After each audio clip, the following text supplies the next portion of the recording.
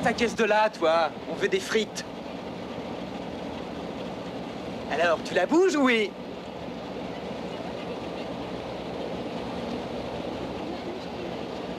Ah, ça c'est du pot. Je crois qu'en plus, ils nous cherchent.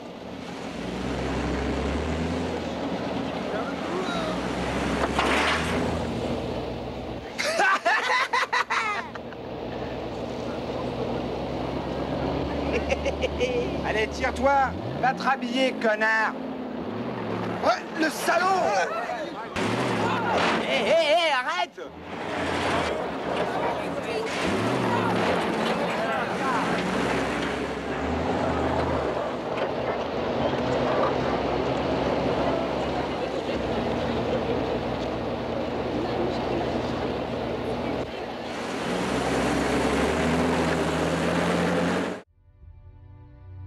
Oh bonsoir, soyez bienvenus dans la face cachée du cinéma. Pour ce 8e épisode, j'espère que vous vous portez bien parce que pour ma part, j'ai encore très mal digéré le visionnage du dernier film. Comme vous le savez très bien, pour les besoins de cette émission, je visionne pas mal de vraies perles et en général, je suis plutôt préparé pour encaisser. Malheureusement, cette fois-ci, je n'étais pas prêt. Alors là, non, je ne l'étais pas. Bon, en fait, je n'avais pas encore vraiment prévu d'en faire un sujet d'émission lors de son achat. À ce moment, le film était plutôt une curiosité parmi tant d'autres.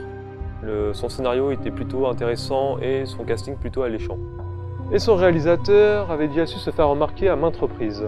Je m'étais donc préparé au visionnage d'un très bon film, mais au final, j'ai été enseveli par l'ennui. Le film que l'on traite cette nuit est un road movie.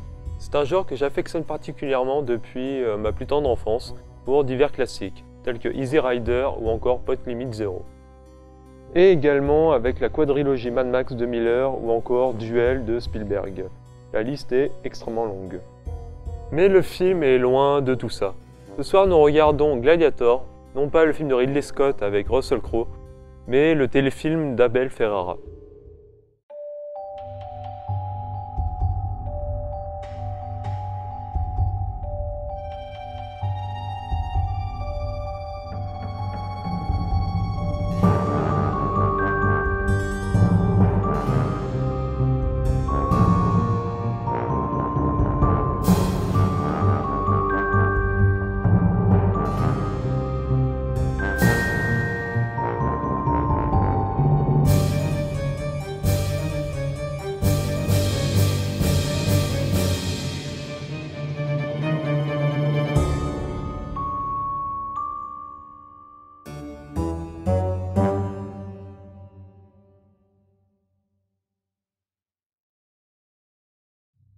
Abel Ferrara est un réalisateur, producteur, acteur et scénariste américain né le 19 juillet 1951 dans le Bronx, à New York. C'est aujourd'hui un grand cinéaste reconnu dans le milieu du cinéma.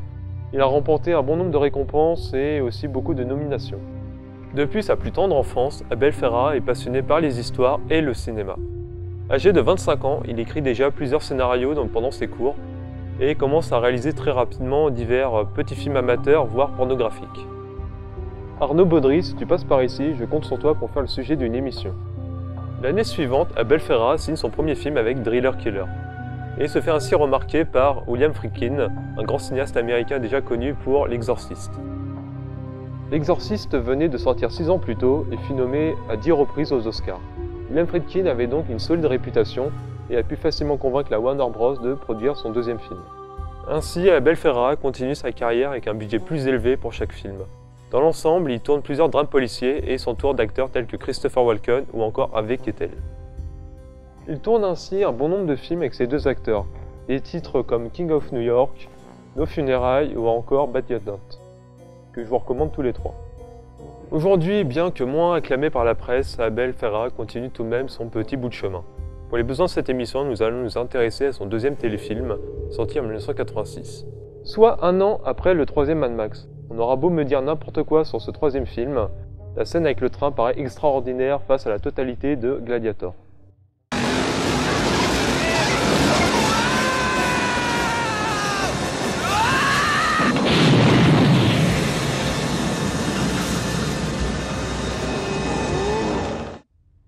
Comme je vous l'ai dit plus tôt, le casting paraissait alléchant. Et je vais vous expliquer pourquoi. L'histoire me proposait un film avec l'acteur principal Ken Wall, un acteur américain aujourd'hui peu reconnu, mais dont j'avais apprécié la performance dans La prise de Beverly Hills. Pour la petite anecdote, ce film sorti en 1991 a également fait apparaître l'actrice Pamela Anderson sur un grand écran pour la première fois. Ken Wall. The Taking of Beverly Hills. Revenons-en à Gladiator. Dans le rôle féminin, on y trouve l'actrice américaine Nancy Allen, l'ex-épouse de Brian De Palma, qui est déjà apparue dans beaucoup de films de son ex-mari tels que Carrie au bal du diable ou encore Pulsion. Mais elle est aussi connue pour son personnage d'Anne Lewis dans la trilogie Robocop. C'est vrai, il m'en faut peu pour être heureux. Rien qu'avec ces trois personnalités, j'étais déjà persuadé de trouver un très bon film, sachant que j'apprécie ces anciens films avec des têtes d'affiche des années 80. Mais à la fin, je n'ai pris aucun plaisir à le visionner. Venons-en au scénario du film. Alors que Rick Benton apprend à conduire à son jeune frère, leur véhicule est percuté à maintes reprises par un mystérieux véhicule noir, qui les pousse directement à pleine vitesse dans un camion. On peut pas écouter de la musique? T'es ici pour conduire, t'écouteras à la maison. D'accord, patron. Dis donc, il me colle celui-là.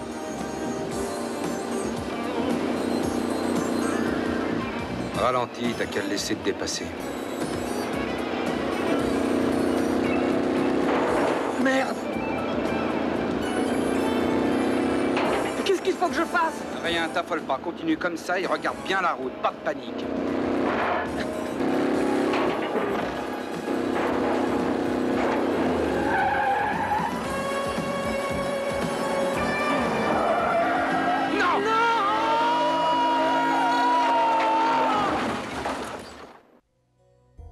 Hospitalisé pendant plusieurs jours, Rick sort finalement de son coma et apprend le décès de son petit frère. Pris de remords de n'avoir pu le protéger, celui-ci prend la décision de s'attaquer à tous les dangers de la route, et par la même occasion retrouver le pourri responsable de son accident. Dans ce but, il transforme sa voiture en arme de guerre et s'en va réprimander quelques alcooliques notoires. Il s'autoproclame ainsi l'unique défenseur de la route, le gladiateur.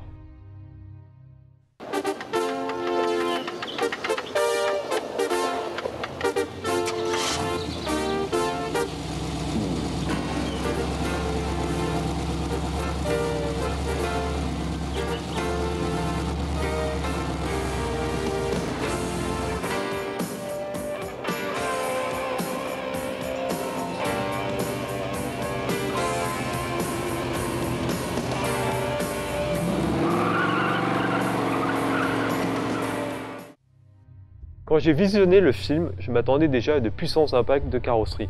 Je m'attendais à une course de stock car avec quelques gouttes à la Mad Max. Eh ben, c'est une déception totale. Rick passe la majeure partie de son temps à rayer des carrosseries, le tout en roulant à 30 km/h. Au lieu d'un film complètement déjanté, plein d'énergie et d'action, on se retrouve au final avec un film sans rebondissement, sans tension et sans la moindre aventure. Au point que le film se fasse bouder par la critique dès sa sortie au cinéma. On n'y retrouve nullement la patte d'Abel Ferrara, et on va même jusqu'à parler d'une signature de complaisance. Aujourd'hui encore, je ne comprends pas pourquoi Abel Ferrara a réalisé ce téléfilm. Enfin bon, pour en revenir à nos moutons, Rick s'attaque donc au danger de la route avec son bolide qui frise le ridicule. Son bolide se limite à un léger blindage, un pare-choc en acier et quelques gadgets capables de concurrencer James Bond, comme un lance-grappin téléguidé. On aurait pu s'attendre à des scènes extraordinaires avec cette arme, mais ce n'est finalement pas le cas. Après une bonne heure de rien, Rick retrouve finalement la trace de son ennemi. Il faut dire que l'individu provoquait déjà plusieurs accidents sur la route, minimum un par nuit, tandis que Rick préférait s'attaquer aux jeunes étudiants ou encore aux petits vieux. C'est nous, les gars de la marine, quand on n'a jamais...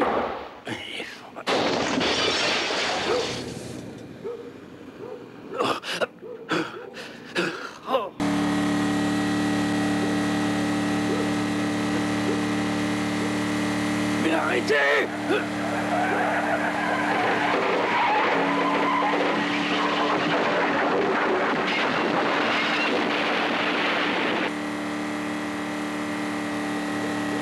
Arrêtez! Merde! Enfin bon, quand Rick recroise cette mystérieuse voiture noire, que fait-il? Eh ben, il sort de son véhicule pour nous faire un road rage à coup de son démon de pneus. Il aurait pu lui mettre un tir de grappin, ça aurait au moins évité que l'individu puisse s'échapper, mais on va plutôt mettre cette bêtise sur l'effet de surprise. Il s'ensuit donc de la course-poursuite la plus mouvementée du film, et j'ai bien cru que j'allais m'endormir.